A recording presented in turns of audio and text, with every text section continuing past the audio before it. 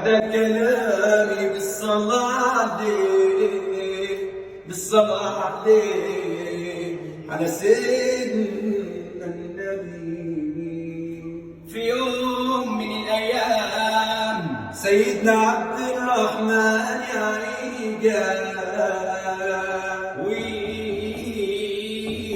وخبط على الباب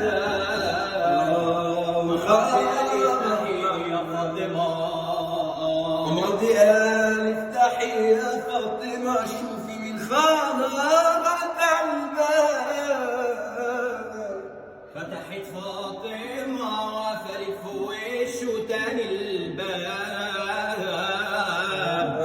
قالت له يابا يا محمد، قالت له يابا يا محمد في واحد خبط على الباب. أول ما شفته يابا الموسم مني اتحنى والشعر اسود شام والشعر الاسود شام والشعر اسود شام. قال لها افتح ايده يا فاطمه ده مفارق الاحباب. قال لها افتحي له يا فاطمه ده فارق الاحباب.